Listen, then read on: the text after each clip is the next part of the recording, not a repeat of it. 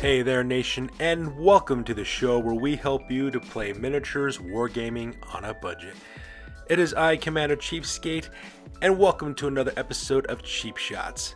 This series is dedicated to showing you how to save money on the miniatures wargaming hobby, and on this episode number 55, we're going to show you guys how to quickly, as well as cheaply, paint up a gang of Escher Gangers for Games Workshop Necromunda.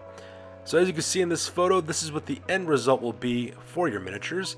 We will bring it to a beautiful tabletop standard, and at the same time only costing you guys $30.17 using our cheapskate method, and at the same time saving you $154.68 when compared to using products from Citadel and Army Painter. So with that being said, let's go ahead and get this video on a roll. Alright, so the very first step you need to do for miniatures, once you have them fully assembled, is that you need to prime them real quick.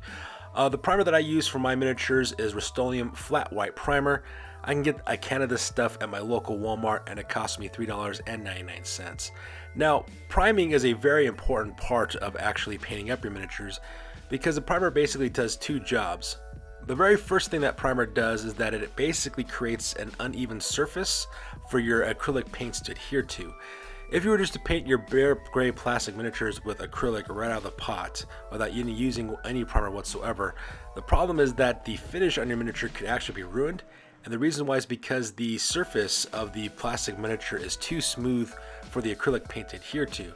By adding a primer to your miniature, the primer basically gives an uneven, unfinished surface for your paints to basically adhere to as you're painting them. So that's the primary reason why you want to use a primer. Now the second reason why you want to use a white primer specifically is because we're planning on using very bright and bold colors in order to paint up this gang. And since we're using a quick paint method, we are going to do an all-over oil wash using some Minwax Polyshade Mission Oak, which is a very dark colored polyurethane. So by painting it up with this white base spray, it makes your colors very vibrant on your miniature. So that way when you go to the oil wash phase, it will mute down those colors, but not to the point to where the colors will be too dark. You still get that bright vibrancy for your miniatures as well. And so that is exactly what you should use first, is a white primer on this. And then once you're done with your white primer, the next step of course is to start working on your base coats. Alright, so the next step that you're going to use now is start base coating the flesh of your Escher Gangers. Usually a very good technique to use when painting miniatures is basically to paint your miniatures as if you were dressing the person. So you start off with the flesh first and then you go from layers out all the way out to the outer layers. So that makes it very easy to paint up. So in this case, as you can see in this photo, I'm basically using 3 different colors in order to paint the flesh for these Escher Gangers. For 4 of the miniatures, I just used Flesh by Apple Barrel Paint. It is a good flesh color that you can get at your local Walmart for about 50 cents for a 2-ounce bottle, and they just put 2 thin coats on all the flesh that's exposed on the miniatures. And the center of the character there, that character with the 2 swords, if you notice, I used Peter Gray for her skin, and the reason why is because this character is a special type of character in the Escher Gang called a Death Maiden. Death Maidens are Escher Gangers who have died in battle and through alchemical means have been brought back from the dead to keep on fighting for their gangs. And as a side effect, because that they're dead, you know, they have like this kind of weird grayish purplish flesh because they're no longer really alive. So I decided to use 2 thin coats of Peter Gray in order to create that look. At the same time, I also decided to throw in some dark skin tones for these fighters as well. So I put 2 thin layers of Nutmeg Brown by Apple Barrel Paint as well. And as you can see, it has a really good final finish on that one. And you don't need to be particularly neat at this stage because you can always neaten up afterwards. Just make sure you have a good solid base coat for these flesh colors and you put 2 thin coats on all the flesh. Now that you have your base coats done, the next thing you do now is a dry brush. And I do apologize for the blurriness of this photo. I didn't really notice how blurry this photo was when I took it. But for the dry brushing, what you need to do is basically choose 3 different colors. Typically, whenever you do a dry brushing for your miniature, you basically want to look for a lighter, more pastel color of the base coat that you had originally. So for example, for the flesh color that I use for 4 of the Escher Gangers, I use Peaches and Creams by Delta Serum Coat as a dry brushing agent. It is a lighter color from the base flesh color that I used originally, and it has a more pastel finish on it as well. So all you need to do, of course, is do a quick dry brush, lightly dry brush that onto the flesh tones. Now for the fighter that I painted up with Peter Gray, I use Pale Gray by Folk Art, runs at 75 cents at your local Hobby Lobby. And for the characters, I use the Nutmeg Brown. For their flesh, I use Territorial Beige, which costs you 50 cents at your local Walmart. Now, when you do a dry brush, the general rule of thumb is to always start off with a light dry brush first, and if you don't like the end result for it, to add more layers of dry brushing on top of it. And the reason why is because it's always easier to add more dry brushing to a miniature, but once you apply that dry brush, you really can't go back, and the only way you can do that is by painting it all over and starting from scratch again. So it's always better to dry brush in layers. And what dry brushing does, it basically takes these lighter pastel colors and it catches the raised surfaces of the miniature while leaving the darker base coat in the recesses. So it creates this kind of three-dimensionality. It adds some highlighting, it adds some depth to your miniature as well. Now, I will warn you guys that whenever you dry brush your miniatures, you're going to have this very uneven, chalky finish on your miniatures because the pigment is just catching upon the raised surface for the most part. Don't worry about that. Those chalkiness and that weird texturing will go away once you do the oil washing, so it's just all part of the process. So now that we're done with the flesh, here you can see this photo, you can see this beautiful dry brushing job that we did for all the flesh on these characters, and it looks really, really awesome. So now that we're done with the dry brushing, the next thing we need to work now are the primary colors of the gang. In this case, I decided to focus on their trousers first. For half of the gang, I paint up their trousers, and it's kind of like this grayish stormy blue color. I use Skyline by Folk Art. I put 2 thin layers on that. You can buy this product at your local Hobby Lobby for 75 cents. And for the other half of the gang, I painted their trousers in Pavement by Apple Barrel Paint as well. Now, Pavement, it looks black on this photo, but in reality, Pavement is actually a very, very, very dark gray, almost to the point where it's almost black, but not quite. And this is a really good color to use because the Pavement paint actually has a slight texture to it. So when you do some dry brushing on it, you get some really nice effects with that Pavement paint. And the reason why I decided to do 2 different colors for the trousers is because in the Necromunda miniatures for each of the gangs, pretty much you basically have 2 basic poses that for each fighter that they have inside of the box set, and the only thing that really changes are the heads as well as the arms, but meanwhile the torsos and the legs are relatively the same. So in order to avoid making that duplicated look in the gang, by changing up the colors, like painting one miniature sculpt with one color and another miniature sculpt with a different color, you can kind of create this illusion that you have different colors, different miniatures going on in your gang. For example, if you look at our 2 gang champions, we have the one with the flamer right in front of the Folk Art Skyline bottle, as well as the Death Maid in the upper right hand corner with the 2 swords. If you'll notice, their torsos and legs are exactly the same. The only difference are their arms as well as their heads. So that does create some difference, but adding these 2 different colors to it, having one being in Skyline, the other one being in Pavement, just adds the illusion that these miniatures are also different looking. So that's the reason why I paint half the gang this way.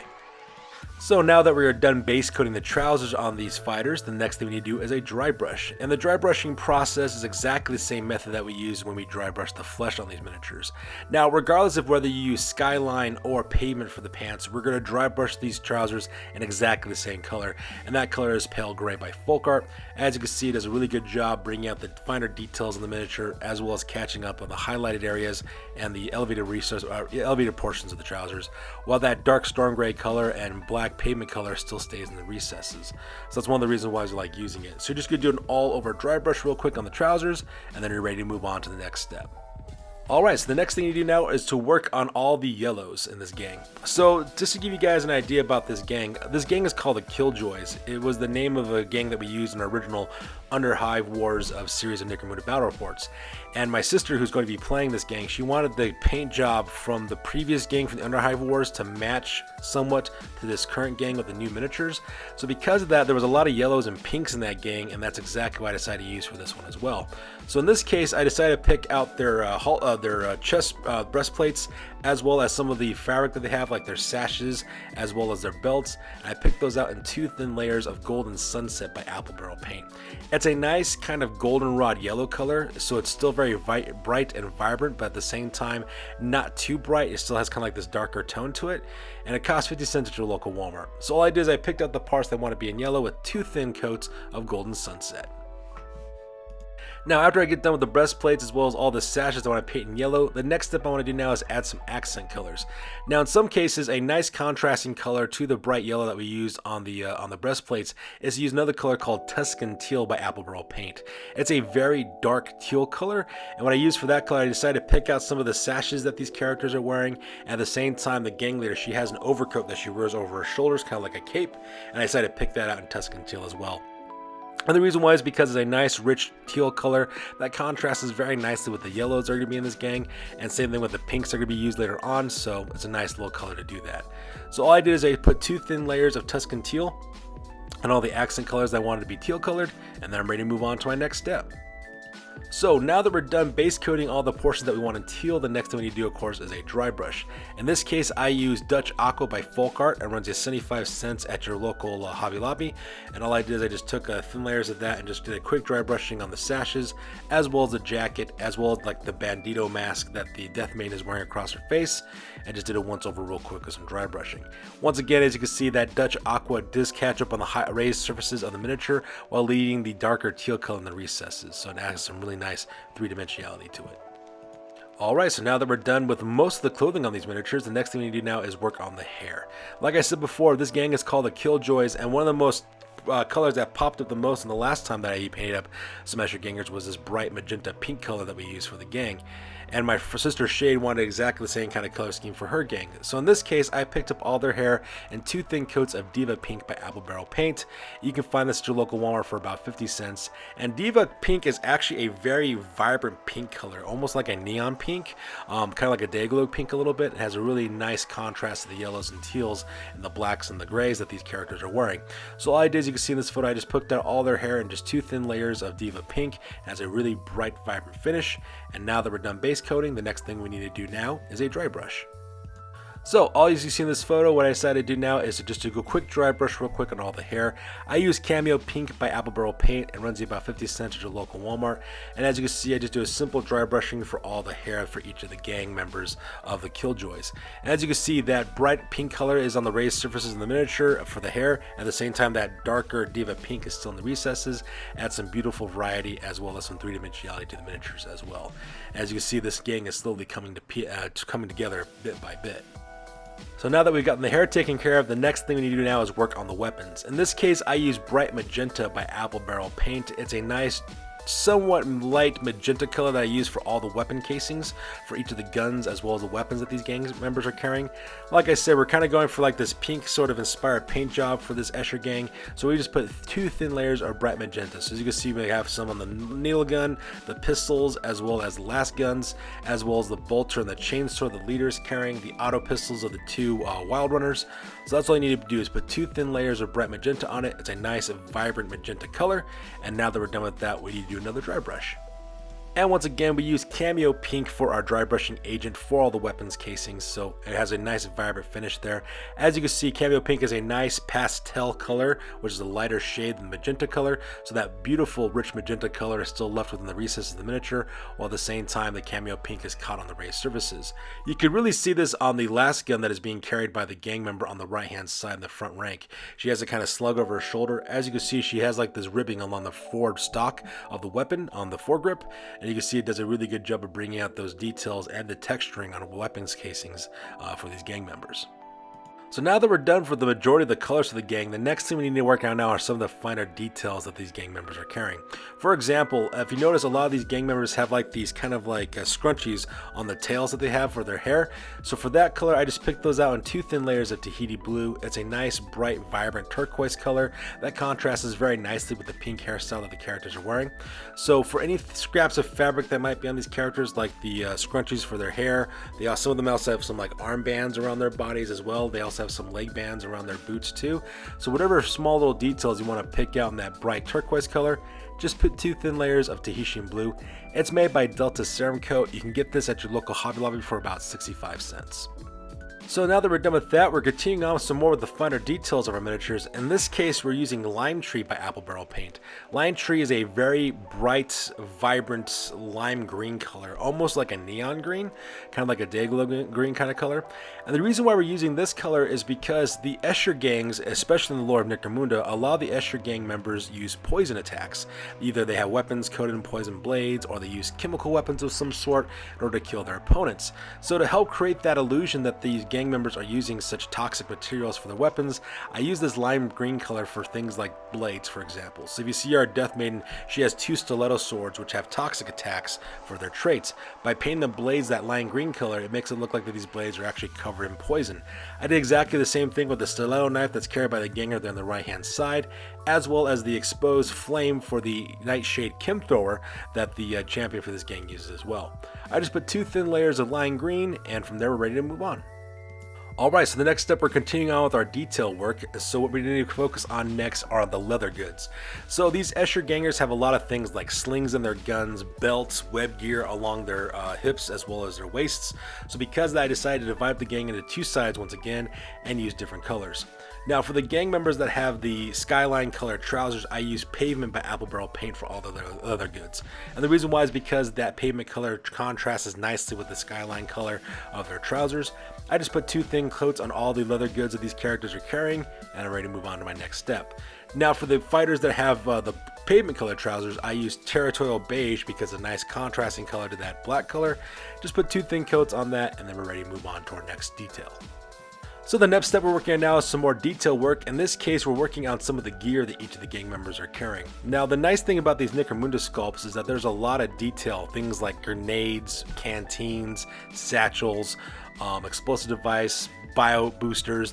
Each of these miniatures actually have a vast variety of little bits and bobs that you can attach to the miniatures to add some individuality to them. So in this case, what I decided to do is to kind of focus on the grenades that these characters are carrying as well. For those grenades, I basically use 2 different colors. I use Palm Leaf by Apple Barrel Paint as well as Orange by Anita's acrylic paint as well. And I just put 2 thin layers on these different weapons. So as you can see, for 2 of the gang members on either side of the character in the center, I have some orange looking color grenades that I picked out in 2 thin layers of Anita's acrylic orange. And at the same time, for the fighter in the middle there, I picked out her grenades in Palm Leaf as well. So depending on how you assembled your miniatures, you may or may not have any grenades on them. If you do, just we're going to kind of add these layers to it, and you're ready to move on. So now that most of the miniatures are finally painted, the next thing we need to do now is to work on all the metallic colors on these miniatures. And I did kind of make a mistake on this photo, and I'll talk about that here in a second.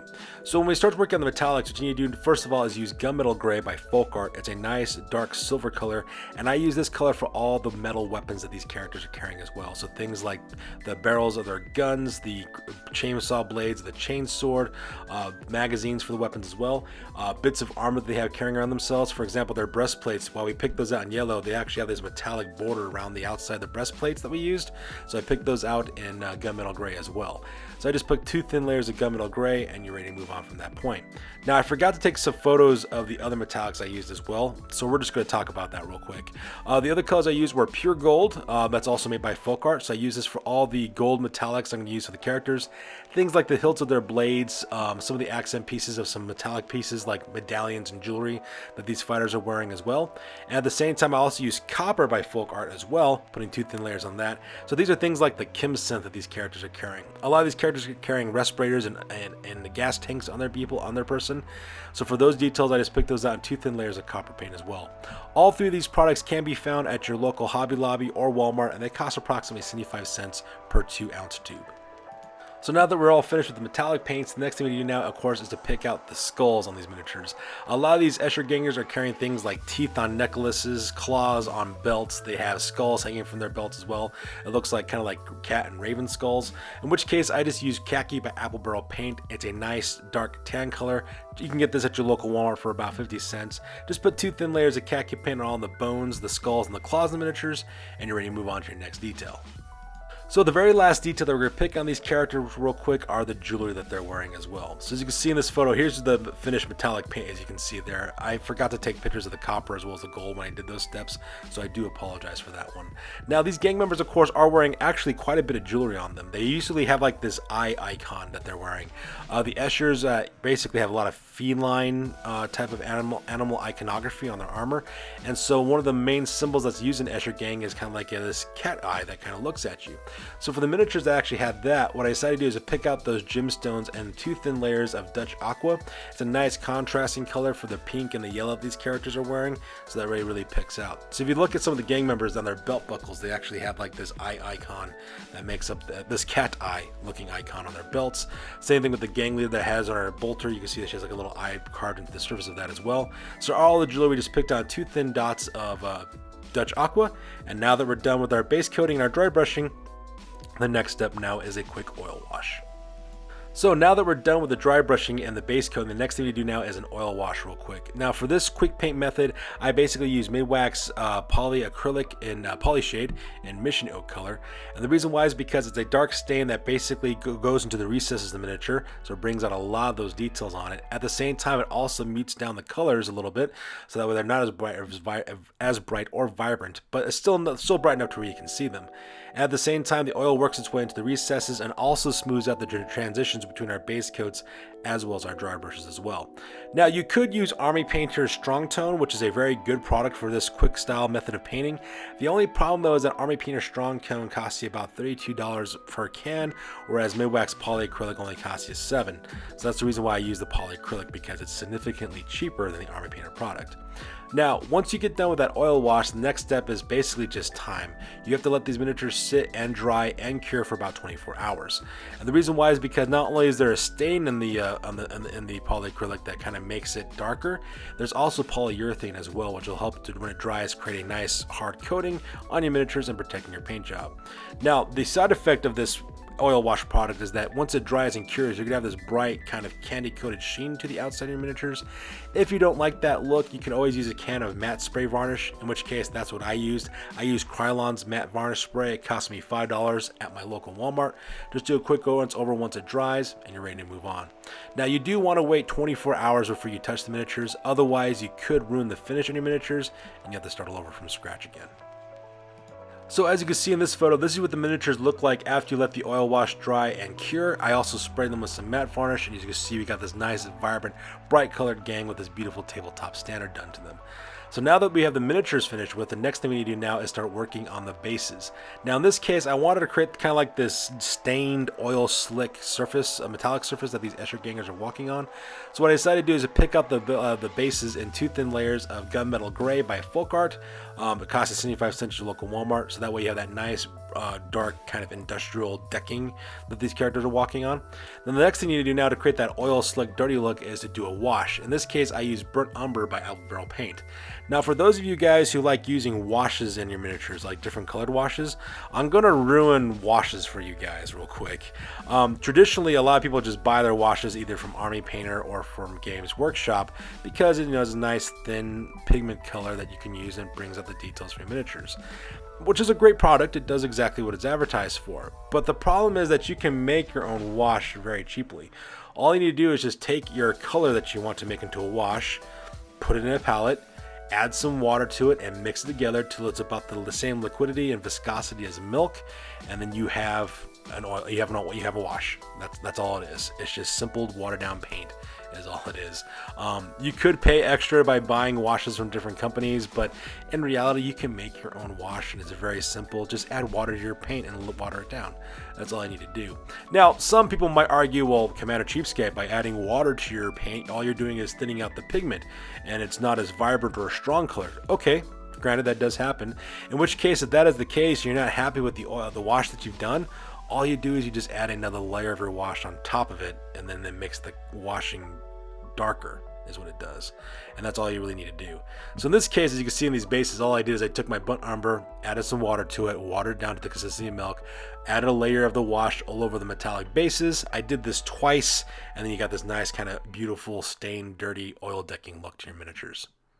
So now that we're done with the decking as well as the washing, the next thing we do now is to rim the bases. In this case, I use Skyline by Folk Art. It's a nice stormy kind of urban grayish bluish color, and I use this for all the bases for all of our Necromunda miniatures in our studio. Just do 2 thin layers of the Skyline and you have a finished result, and your gang is now fully completed.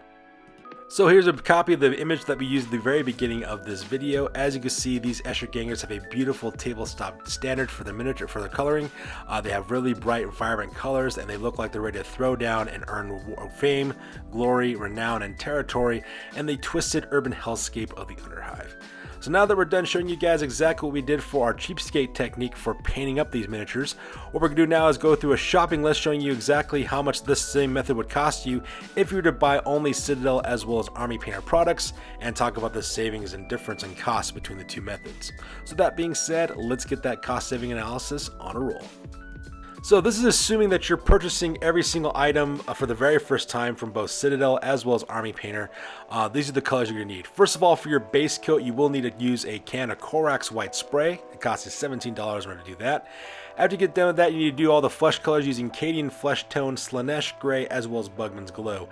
Cadian Flesh Tone for the paler color, flesh color, Slaanesh Gray for the Death Maiden, and then Bugman's Glow for the characters with the darker flesh color. Now those all cost you $4.55 per pot from there. Next, what you need to do now is to dry brush your Cadian Flesh Tone with Flayed One Flesh, your Slaanesh Gray with Ulthuan Gray, and your Bugman's Glow with Baylor Brown, and each of those costs $4.55 for those as well. Now, to paint up the trousers, to create that black color, you'll need to buy a pot of Escher Gray, and for that stormy gray bluish color, you need to buy a pot of Rust Gray, and both those run you $4.55 as well. Now, for all the details that we painted in yellow, you'll need to buy a pot of Averland Sunset. You'll need to buy a pot of Thunderhawk Blue for all the teal colors, and both those run you $4.55 as well. Now, to do a dry brushing for the teal, you need to buy a pot of Aethermatic Blue, which runs you $7.80 for that color. And now that we're done with our teal surfaces, we need to move on to our pinks. Now for the hair for all the fighters, I use Emperor's Children. That runs you $4.55. And for their weapons, I use Screamer Pink, which is another $4.55 for that. You'll then need to dry brush both the Emperor's Children and Screamer Pink with Fulgrim Pink, which also costs you additional $4.55 for those. Now for all the bright green details that we picked for like the toxic weapons, you'll need to buy a pot of Mortarian Green Clear. It runs just $7.80 for those. And for the things that we use for our orange as well as for our grenades, you'll need to buy a pot of Militarum Green as well as Rise of Rust, which also costs you $4.55 for those. Now for the gold and silver accents that we use for our miniatures, you'll need to buy a pot of Leadbelcher and Retributor Armor. Both those cost $7.80 for those metallic paints. And for all the bone elements that we picked out in khaki, you'll need to buy a pot of Morghast Brown, which will cost you $4.55. Now, if you were to do the quick paint method that we're doing on this video, you'll need to buy a can of Army Painter Strong Tone, which runs you $32 for that can. And then for the base work, after you get done painting it with Leadbelcher, you'll need to wash it with some Wildwood, runs you $7.80 as well. Now, in case if you decide to do that matte varnish like we decided to use for my miniatures, you'll need to buy a can of Munitorium varnish, which costs you $19.50. Now, assuming that you buy everything on the Citadel and Army Painter shopping list for the very first time, you're talking about a grand total investment of $184.85 in order to paint up your Eschers using exactly the same techniques that we did, but using Citadel and Army Painter method. Alright, using their products instead. Now, when you compare to my Cheapskate method, assuming that you're buying everything for the Cheapskate method for the very first time, the Cheapskate method is going to cost you an investment of $3.17 in order to paint up your entire gang. So when you compare and find the difference between the Citadel and Army Painter shopping list, which is $184.85, and you compare that and subtract it from the Cheapskate method, which is $30.17, you end up with a grand total savings of $154.68 that stays in your pockets. So once again, it is your money. You can do whatever you want with your money. It's up to you. But if you're looking for a cheaper way in order to paint up your miniatures, might I suggest you adopting our Cheapskate method, because it is significantly cheaper. In fact, it's almost 1/6 the cost of using Citadel as well as Army Painter in order to paint up these miniatures exactly the same way. So there you have it, guys. This is how you guys can quickly as well as cheaply paint up a gang of Escher Gangers for Necromunda. As always, please feel free to like, comment, and or subscribe. Your guys' input is invaluable to us as always. Also check us out on Facebook, Instagram, as well as blogger.com for all the latest, greatest hobby news related to our channel. That's going to do it for this one, you guys. We will catch you guys in the next one. Peace out and stay classy.